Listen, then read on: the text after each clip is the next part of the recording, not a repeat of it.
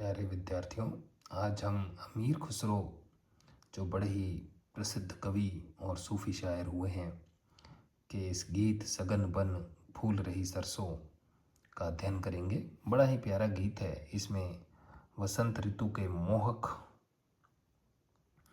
प्रभाव का चित्रण कवि ने किया है। वसंत ऋतु में जो वातावरण है बड़ा मोहक हो जाता है, बड़ा खूबसूरत हो जाता है, सुहावना हो जाता है, उसका चित्रण कवि ने किया है। लेकिन उसके साथ साथ इसी खूबसूरत और पावन मौसम में विरह के शूल जो हैं वो भी कवि ने खुद के हृदय में पिरते हुए चुभते हुए दिखाए हैं। विरह की पीड़ा भी कवि ने इस गीत में पिरोई है। तो देखते हैं विद्यार्थियों क्या अमीर खुसरो कहते हैं। सूफी अमीर खुसरो कहते हैं, सगन बिन फूल रही सरसों। सगन का अर्थ है सकल, सारे। बिन का अर्थ वन, जंगल। सारे वन प्रांतर में, सारे वन प्रदेश में सरसों जो है वो फूल रही है। फूलने का मतलब खिलना। सारे वन प्रदेश में, सारे जंगल में सरसों खिल रही है। सरसों खिलने का अर्थ है वसंत ऋतु आ गई है, ऋतुओं का राजा आ चुका है। पूरी धरती पीली चुनरिया से आबद्ध हो गई है। सारे वन प्रदेश में सरसों फूल रही है, सरसों खिल रही है। पूरी धरती पीत उत्तरीय ओढ़े हुए दिखाई पड़ रही है। सगन बिन फूल रही सरसों, सारे वन प्रदेश में सरसों खिल रही है। वसंत आ गया है, प्रेम का मौसम आ गया है।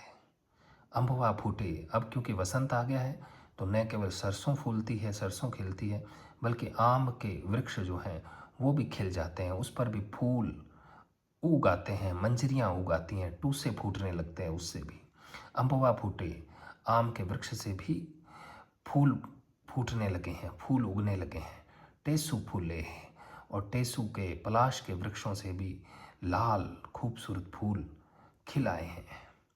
आम पर भी फूल आ गए हैं, टेसू पर भी लाल फूल उग आए हैं।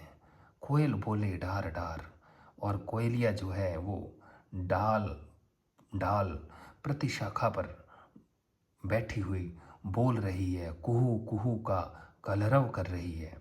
कोयल भी प्रेम में मत है।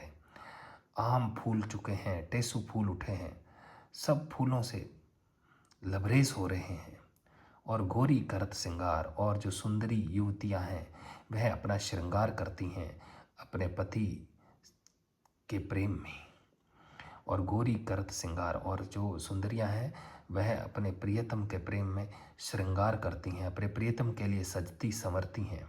वे भी प्रेम की भावना से उन्मत्त हो रही होती हैं। मलनिया गेंदवा ले आई करसों। मालिन्य जो हैं वो अपने हाथों में फूलों के बहुत से गुच्छे लेकर के आ गई हैं। सगन बिन फूल रही सरसों, सारे वन प्रदेश में सरसों खिल उठी है। तरह तरह के फूल खिलाए, ले गेंदवा हाथन में आई। अमीर खुसरो कहते हैं कि वो मालिन्य जो हैं वो तरह तरह के खिले हुए फूलों के गुच्छे अपने हाथों में लिए हुए निज़ामुद्दीन औलिया के दरवाजे पर आ गई। तरह तरह के फूल खिलाए, ले गेंदवा हाथन में आई। निज़ामुद्दीन औलिया के दरवाजे पर तरह तरह के फूलों के गुच्छे लिए हुए अपने हाथों में भक्त आ चुके हैं। आवन कह गए आशिक रंग, और बीत गए बरसों। निज़ामुद्दीन औलिया के दरवाजे पर आ गए हैं और गुरु उनसे आने का, मिलने का कह करके गए थे, लेकिन अभी तक वो आए नहीं हैं, वर्षों बीत गए हैं। इस गीत के बारे में भी विद्यार्थियों कहा जाता है कि अमीर खुसरो ने पीले वस्त्र पहन करके और सरसों के फूल अपने हाथ में लेकर के इस गीत की रचना की थी, इस गीत को गाया था। तो आप समझें इस बात को। इसी तरह से कवि इसमें कह रहा है कि तरह तरह के फूलों, खिले हुए फूलों के गुच्छे अपने हाथों में लेकर के आए हैं। आगे कवि कहता है, निज़ामुद्दीन के दरवाजे पर आवन कह गए। किसके दरवाजे पर? निज़ामुद्दीन औलिया के दरवाजे पर तरह तरह के फूलों के गुच्छे लेकर के साधक भक्त जो हैं वो आ गए हैं। आवन कह के आशिक रंग, और बीत गए वर्षों। लेकिन इसी जगह पर गुरु ने आने का वादा किया था, लेकिन वो वर्षों बीत जाने के बाद भी आज तक पुनः इस स्थान पर मिलने के लिए नहीं आए हैं। इसी बात की पीड़ा है कि वसंत का मादक मौसम आ गया है, सभी तरफ मिलन हो रहा है, लेकिन मेरे गुरु और शिष्य का मिलन पता नहीं कब होगा। गुरु ने मुझसे, मेरे आशिक ने, मेरे प्रेमी ने, मैं जिसका प्रेमी हूँ, वह मेरे प्रीतम ने आने का मुझे कहा था, लेकिन वो अभी तक आए नहीं।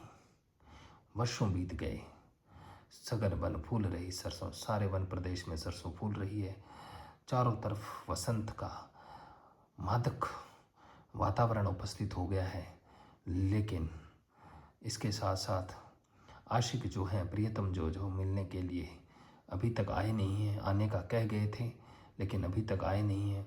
उनको वसंत का ख्याल करके आ जाना चाहिए और अपने वादे को निभाना चाहिए।